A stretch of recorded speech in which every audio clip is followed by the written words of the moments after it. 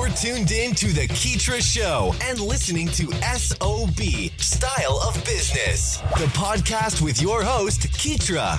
We aim to highlight the ongoing trek of entrepreneurs and business owners from around the globe, featuring stories that recount their struggles, experiences, and inevitable road to success and self-fulfillment. Welcome to SOB. This podcast is being brought to you by my inspiring new book titled Courage is a Muscle, Using Heart to Power Your Entrepreneurial Dreams. You can grab your copy today on Amazon. Hey, what's up, y'all? Thanks so much for tuning in and checking out another hot episode of SOB, Style of Business, the podcast. This is your host, Keetria. And today, you guys, I'm back with another fantastic guest. We have some good stuff to be learning and taking in today. So I hope you guys are tuned in and ready to take notes. We're talking to the wonderful, fabulous Miss Baird, who's a crisis communications expert. I need my entrepreneurs, small business owners to listen up so we can get this right. And she's going to be taking us through her journey as it pertains to public relations, talking about the film entertainment industry and all the wonderful things she has going. And, we'll keep it flowing. So without further ado, Miss Holly, go ahead and drop that introduction for us. Give us a quick background and we'll keep the ball rolling from there. Thanks for having me, Keetria. So I've been practicing public relations and in the niche space of crisis communications for the past 16 years, and officially under the helm of Mike Stitchick at Stitchick & Company for 14 years. And, at the beginning of last year, 2020, I decided to leave Stitchick and go in-house at a celebrity trial lawyer, Mark Baird, firm, to amplify their cases and also see what it's like being on the market, a solo practitioner, and consult really for myself and be able to pick and choose which clients I work on. Oh, I love that. Oh my gosh. Okay. Now I'm really excited now because first of all, we definitely, with my background in PR and then just, let me just wait until we get to that part. But I'm excited because the industry is so big. Like there's different aspects of it. I know we just kind of delved into that, but we'll talk about that in a minute. I want to start by kind of tracking back a little bit and talking about, when you guys started, there's public relations, there's marketing, there's all types of things that go into this. But you specialize in like TV and film. That's where you guys started. Why that specific industry? Like what drew you into TV and film?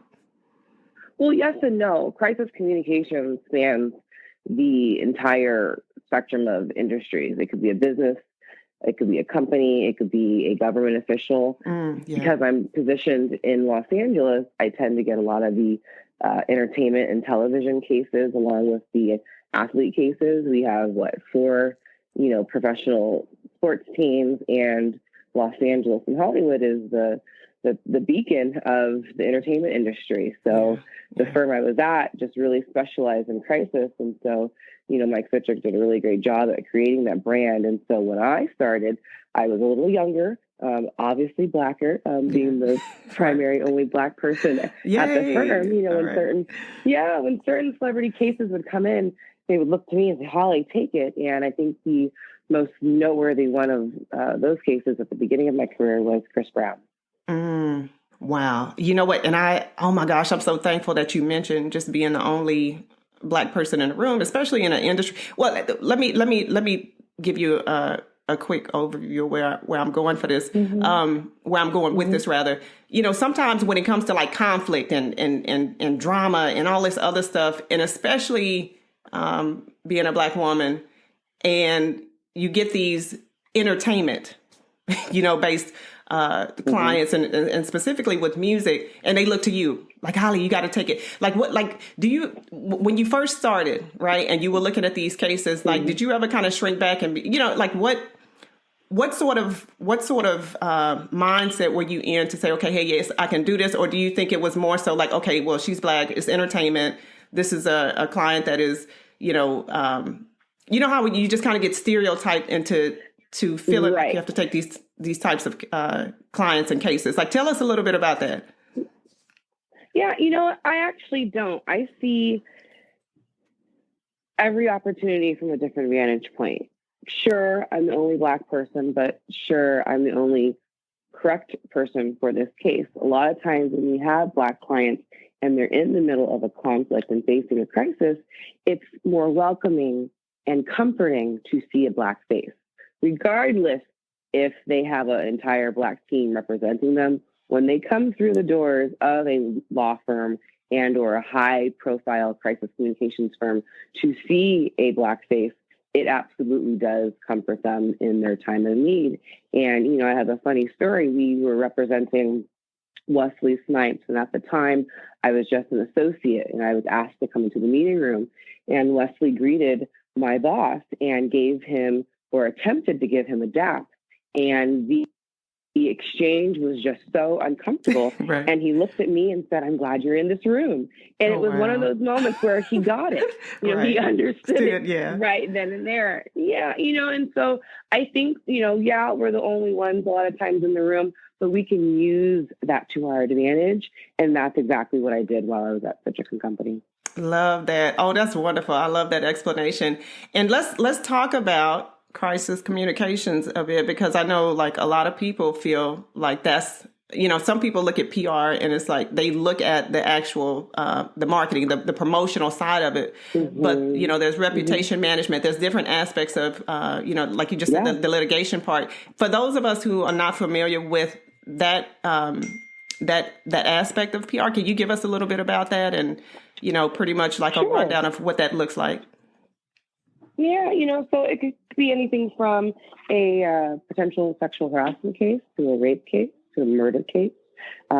It could be just two business associates getting into an argument and they no longer want to work together and part ways, and one has all of the proprietary secrets, and you just want to manage any potential damage. And if the damage has already been done, how are you going to pivot, shift, and protect some of the brands and make sure that they can come out of this whole? Oh, wow. And in regards to like entrepreneurship, you know, when you see people that are launching startups and getting into, you know, developing and creating these businesses, like, is there ever a client that is too small for looking to get someone to oversee like a crisis management team? Like, is that something that you only get when there's a crisis, or should you just kind of be prepared and just kind of have a strategy ahead of time? Proactive. Yeah. Well, I actually have a very prominent platform that specializes in creative content where users can upload whatever they want and get paid by their fans. And they have reached out to me to help them put together a potential crisis plan. And I think a lot of businesses are leaning towards that, especially during the pandemic. They have a lot of free time and they're wondering, what didn't we get a chance to address when we are starting up? And so, whereas I don't think, you know, I get a lot of, you know, new clients trying to come in, and, you know, I'm pretty honest. A lot of times I'll say, hey, you are not at the point right now where you need a crisis communications person, but what we can do is, you know, bring you in at a lower retainer and put together a potential crisis communications plan. And then if the shit hits the fan, we can revisit maybe hiring me and or one of my junior associates. Yeah, that's perfect. Yeah, and that's definitely, you know, being proactive. I mean, it's better to be prepared than not, right? So, you know. Yes, but in my business, it's good for no one to be prepared and for them to call me. Right. Yeah. Exactly. Oh my gosh. All right. Well, look. Okay. So now 2020, you decide. Okay. Hey, let me just try my hand at this. Okay. You're gonna you. See, you know where I'm going. Wild ride. I was just about to ask you, like, what did you have any like reservations? Like, what sort of, I don't know, like what sort of journey have you had in terms of just kind of saying, okay, you know what, Holly, let's just go ahead and do this, girl. Let's just go ahead and try our hand and see what happens when we venture out on our own. Like, tell us about your experience. What was that like? Or what has that been like? Because I know you're still building. Mm-hmm, mm-hmm. So for a couple of years, I was thinking, you know what, I want to be on my own. One, I'll get more money. You know, you're working under someone else. Not that you're not the only one doing all the work, but you're not being compensated ever for the work that you do. And so I had worked on a really high profile case going on. The client is now sitting in jail, and then he's going to be extradited and sent to Los Angeles to stand trial. And at the time, I'm meeting all these high-profile lawyers, and everyone's saying, hey, you should go on your own, you should go on your own.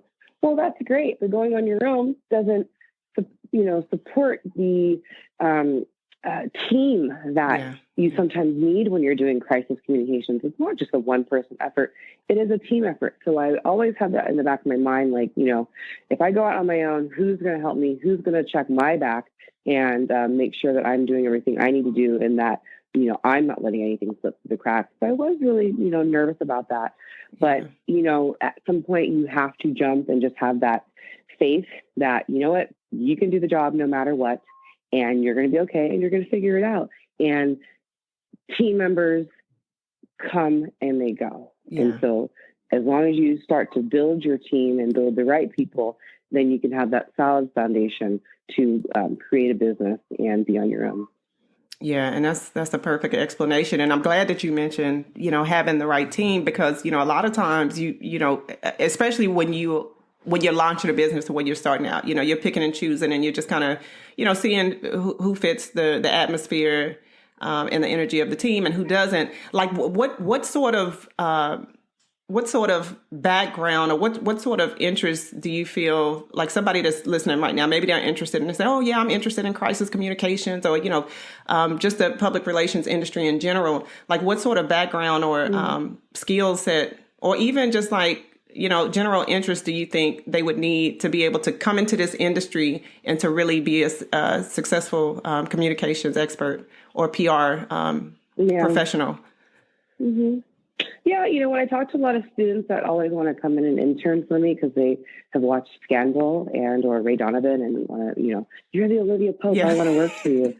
It is not right. Like glitter and glam, right? All the time, at all. And I think the number one thing we have to have is really thick skin. You are helping people facing their entire career being destroyed. Cancel culture is real. So you are not there to be their friend. You're there to get in and get out, resolve the situation, and move on with your life. And I find a lot of times it is a slow burn. You might not get the result the first time, but you have to continue to keep trying. So whereas you have to have thick skin, you have to have determination that is unwavered. You have to be able to survive and withstand what is coming towards you. If you cannot do that, you will shrivel up and slither away, and no one will ever, hear from you again. You are essentially taking on these people's problems and trying to figure out and maneuver a way out of them. Oh my gosh. Yeah. And that's so important. Yeah. And being organized. If you're juggling multiple clients, you got to make sure you have case files, all the documentation, and you got to read what's going on. You can't just skim through stuff. A lot of times, public relations professionals, we're fast readers. We can absorb a lot of information. A lot of times with criminal cases, you have to read every line of every court document, no matter how huge the file is, to make sure that you know more than the reporter knows. Wow. That's a lot to take in. Even now, like you just kind of going down the checklist of, what it would take to be able to even come in and see a glimpse of a sustainable career, if you got started down this specific path. And I'm wondering, I know you mentioned mentally the thick skin, but like for someone like yourself that's been doing this for many, many years, you're an expert at what you do. How are you managing your own, how do you, the stress? I can't even imagine getting those, 1:30, 2 a.m. calls. And plus you're in LA. So that's the way entertainment never sleeps, right? It's an ongoing deal. And even with the clients that you have, how do you manage that? Yeah. There was one case I worked on. It was a death. I don't think I slept for 5 days straight. And the adrenaline is what keeps you going. And with that being said, the pandemic really gave a lot of us a chance to figure out what we're doing wrong and giving us a chance to fix it. Yes. And I realized early on last year, just in the shift of my environment, that I was not taking care of myself, that I was not taking time to do the things that I needed to do. It was, up at 5:30 in the morning, on my computer by 6:30 in the morning, coffee in hand, getting into the car on my hour commute, run through the door, open my computer up, get going till 7 o'clock at night. Maybe I might go have a drink or get a quick bite with, some coworkers after work. I get home, continue to work. I'm in bed by 11:30. There's no time for peacefulness and resetting. And I think it's really important if you are a public relations practitioner to make sure that you have your own schedule for a healthy mind and body. Yeah, and I almost know that's probably one of the things that you were looking forward to when you decided to go off on your own, right? To be able to make your own schedule. I wanted more time for myself, but not this much time. My God, this last year has been crazy. And, I think, again, you can either use this free time to create a business, take a course, refreshing your skills, and or take the time to fix yourself and heal. There's a lot of things that we take on with our jobs. And at some point, you just have to say, you know what? I can't take this case right now. And no explanation is needed. Yeah. Yeah. The explanation. You need some time to yourself. Oh man, I love that. Okay. No, you're perfectly, that's perfectly fine. And I'm with you 250% on that. And I love that. And it kind of leads into the next question. And I want to talk about chronic PR because that's your boutique that, your firm is pretty much focused on wellness and cannabis. Tell us, that's my baby. Is it okay? Let's talk about it, Holly. Let's talk about it. How did you, did you know that you wanted to do wellness ahead of time in cannabis? Was that okay, hey, I'm interested in this lifestyle rather. Let me see how I can use my skill set and really cultivate a firm that is in that space. And plus, cannabis is really one of the newer industries. How did you define what your next venture would be in terms of your firm? So, like I've done in my career, I build upon where I've been to get me to where I need to go. And as long as I can remember, as a little child, I've loved luxury products, all things wellness, massage. And as I got older, I developed a chronic illness called fibromyalgia. And what that is widespread nerve damage, and it causes extreme pain. And so after testing, all the medication that the doctors want to put you on, I decided I'm not taking anything else and was just suffering. And I had a friend who actually was a former client, and she said, why don't you try cannabis? It'll really help you with your inflammation and your pain. And so I did. And I was like, this is the magic cure right here. Right? And so I started to look up other products and companies. And I found, it was such an early space.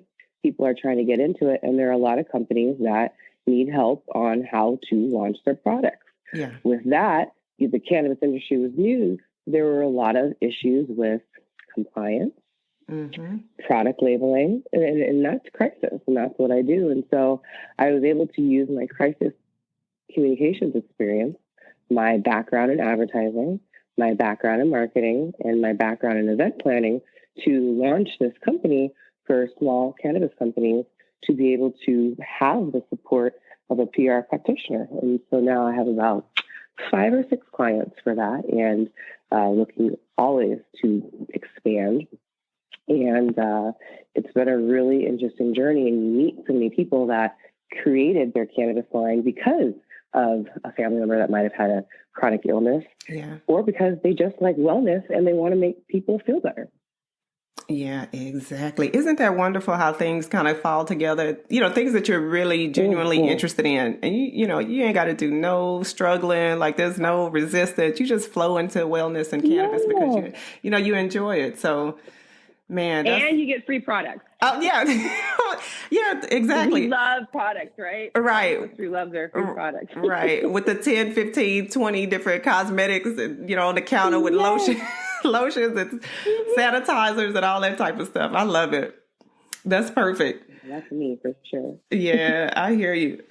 All right, so let's before we get ready to get to the end of this thing, I want to talk a little bit about some of the services that you specifically offer. Not only I don't know if you do coaching or some other different webinar type platforms, but just share with us, like, say for instance, somebody's look at me. Tongue twisting. Say for instance, someone is listening and they're interested in just some consulting or just whatever. Like, let us know a little bit about your services and how to go about obtaining those. Sure. I do document drafting. I do media training. I do situation analysis. I do investigative background investigations. I do media lists. I help you script your narrative and figure out what your actual pitch is going to be. I come in and assess your business, what could potentially go wrong, what could potentially go good, and where you can amplify your best practices. I pretty much do everything under the sun when I consult. And if you need a larger team to do the traditional PR, I do have people that I've joined forces with. And when we get those clients, we are able to provide a full service public relations team for them. Campaign, gotcha. Yeah, and let me ask you this, like, is there an ideal client or someone that would be like a better fit for your services? Or like, how do you go about assessing who would be a potential client? Every year I do take on a few pro bono cases. I love to work with a lot of organizations. I'm currently working with the Genesee program out of Los Angeles. They're a domestic violence based organization. And, is there ever a perfect client? Yeah, the one that gets in trouble all the time and that can pay their bill on time. That's the perfect client. Right, I agree. With that being said, sometimes we can tailor the retainer. I do like to help people out. I think that's one of the things that defines me early on in my career.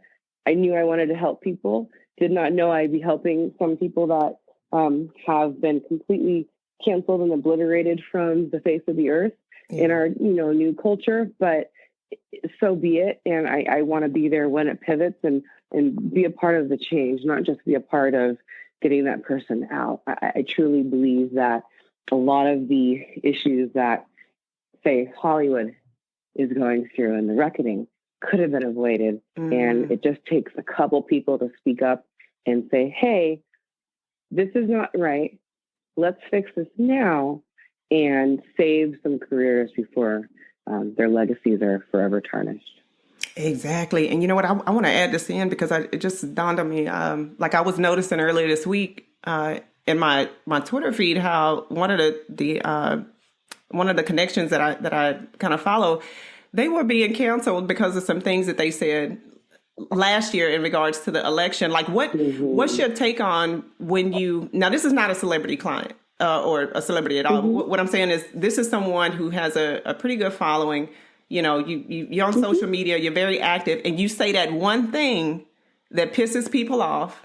And now all of a sudden you're on IG, they make the emojis of you. Like, they're doing this whole big bash against that one thing that you said in April of last year that they saw that was out of pocket. Like, because you have that group of people that gang up on you, then all of a sudden you have the whole social media, coming for you. Like, is there, like, what are your thoughts on that? And how do you go about fixing that for those people who, maybe it wasn't malicious. It was just a thought, right? But sometimes the things that we perceive come out as whatever we perceive it as. So, like, what is your recommendation or what are your thoughts when people say things and then all of a sudden they're ganged up on and officially canceled on social? Right. So two parts in that. So one, I don't just take celebrities. I do take businesses and individual, professionals. I have a couple lawyers, for example, and a couple politicians and just some random business owners that just need help honing in their messaging and then amplifying what they want to say when they are on social media. And so what we have in this culture is the mob mentality, whereas some people might not even know the genesis of what you said or why you said it, but have seen your name trending and have seen their friends speak ill of you and just join the bandwagon to cancel you. And when you have a client facing that, the best thing to do be authentic, be yourself. Don't flip flop and change your story. If you truly believe in this and you truly want to support X, Y, and Z, let's state why. Let's provide facts and let's move on, because at the end of the day, you are not going to please everybody, and especially not people that are hiding behind anonymity online. You will not be able to face that. What you can do, provide facts and move on with your life. Well, that is one of the realest things I've heard all morning. Do not flip flop.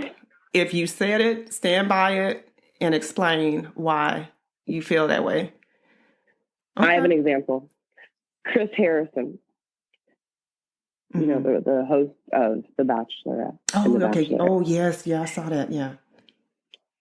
His interview, we didn't see the full interview. We didn't see the lead-up questions, and we didn't see the aftermath. And if the person interviewing felt so compelled to let this man continue to talk, then I'm a little confused as a Black woman, why she failed to give this man the lesson and the learning lesson that he needed. I absolutely understand where Chris Harrison was coming from. Did he relay that information properly? Probably not. But he is absolutely right. 5 years ago, things that the mass general public deemed appropriate have completely changed to where we are now. Yeah. And there is no way that anybody can state that that is not true. And that is what this man was trying to articulate. He was not trying to say that antebellum parties were okay and that slavery parties were okay. He was saying years ago, everybody was doing it and no one had a problem with it. But because this shift in the culture and people are woke, I'm using my air quotes, and people are now trying to atone for the sins of their fathers and mothers and their ancestors, now it's a problem. That is what Chris Harrison was saying. And it's a travesty that this man has been completely canceled because of one comment that he was not able to articulate properly. Wow. Doesn't make any sense, you know? And it was a learning lesson. I don't think we had that learning lesson. I would have loved to have gotten Black people and white people and everyone else in between in a room, and let's talk about images of appropriation and how images of slavery affect children and youth and our generation today, as it did back then. But now we're able to talk about it. That's the only difference. 5 years ago, we weren't talking about it. Today, we are talking about it. So why didn't we take this opportunity to discuss it publicly now that the Band-Aid's been ripped off? I don't understand why some people in networks choose to prop people up, and then when they're getting snatched down, be part of that machine that takes them down instead of holding tight, doing what is right, and moving on. Yeah, it's ratings. It's ratings. Wow. Okay. Well, look, I can never get enough of this. This has been a wonderful, wonderful conversation. And before we wrap up, Holly, give me a couple of words of inspiration, just anyone that is looking to take that next step. I know you mentioned some wonderful things earlier in terms of just stepping in and doing it. But give us some more words. I think anyone listening today, if you can do the following for me, just take a deep breath, take a beat, close your eyes, envision where you want to be, briefly think about where you've been, write down 3 things you want to accomplish by the end of the month, open your eyes and get started. And I think at the beginning of every month, if you can do that, you will see yourself propel to the career you want, to the person you want, and it'll just provide a compass for you to always remember to look down, to see what you need to do, cross it off, and move forward. It's just that simple. Take all of the extra noise out of it. It's just that simple. Write down what you want to do and get going. Just that simple and easy. That's perfect. Well, Holly, we appreciate it. Before we wrap up, let us know where we can find you online, leave your website, social media handles, if anyone wants to connect, and anything else you'd like to share. Sure, you can find me at That Holly Baird, pretty much on Instagram and on Facebook and Twitter. And then if you just type in my name, Holly Baird, my blackface will show up, and you can follow me on LinkedIn. And I do love to connect with people. There are not a lot of Black Holly Bairds. I'm the only one, but there are a few Holly Bairds in other countries. So if you have a complaint, make sure you send it to them, not me. Yeah. Oh my gosh, love your spirit. All right. Holly, well, thank you so much for being an awesome guest. We appreciate it. And definitely we got to have you back when we kick off the next season. Please. Yes, ma'am. Well, happy to support you. Absolutely. And thank you so much for your time. We enjoyed speaking with you. Anytime. Take care. Thanks for hanging out with us here on SOB. We hope this episode has been resourceful. If you'd like to check out the latest articles or follow Keetria's website updates, just log on to Keetria.com or follow her on Twitter at KEETRIA.